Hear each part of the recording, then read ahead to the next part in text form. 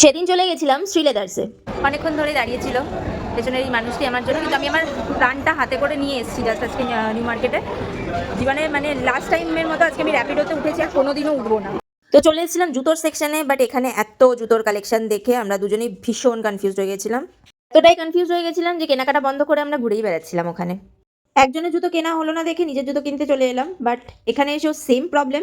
হাজারখানা জুতো দেখে আমার মাথা ঘুরে গেল। চাকচিক্য দেখে জুতো কিনতে গেছিলাম, ভেবেছিলাম বিয়ে বাড়িতে পরবো একটু সুন্দর রকমের, কিন্তু যা দাম, বাপ রে বাপ, মাথায় আমার হাত পড়ে গেল।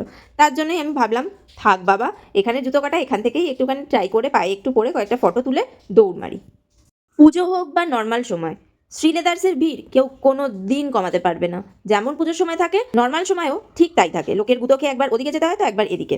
গুঁতো খেয়ে দিয়ে খানিক্ষণ ওই সেকশনে জুতো দেখে আবার একটু খোলা জুতো দেখতে এলাম। এখানেও দেখলাম সেই মাথায় হাত দেওয়ার মতনই জুতোর দাম। তাই দেখে বেরিয়ে পড়লাম বাইরের মার্কেটে। যেতে পেটটা জ্বলে যাচ্ছে, আর ডায়েটের ঠেলায় আমি কিছু খেতেও পাচ্ছি না বাইরে এসে। চোখের সামনে শুধু ফল ভাসছে আমার, যাতে ফলের রস খাওয়া যায়, বাট আমি খাবো না।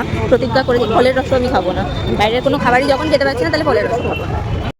কেনাকাটা করাটা সত্যি ভীষণ ডিফিকাল্ট ব্যাপার। আমি বুঝতে পারি, মানে আমি এত কনফিউজ, আর তার আমার সাথে যে ব্যক্তিটা থাকে সেও আরও বেশি কনফিউজড। কিনতে গেছি প্রায় 3-4টে জিনিস, বাট এতক্ষণ ঘুরে অ্যাট লাস্ট কিনতে পেরেছি একটাই জিনিস, যেটা আমার হাতে এখন রয়েছে। তাহলে প্লিজ আমার চ্যানেলটাকে লাইক করো, কমেন্ট করে জানিও, শেয়ার করো, আর সাবস্ক্রাইব করো। সাবস্ক্রাইব করলে পাশে থাকা বেল আইকনটাকে ক্লিক করতে ভুলো না। আজকের মতন ভিডিওটা এখানে শেষ, দেখা হবে নেক্সট ব্লগে। টাটা।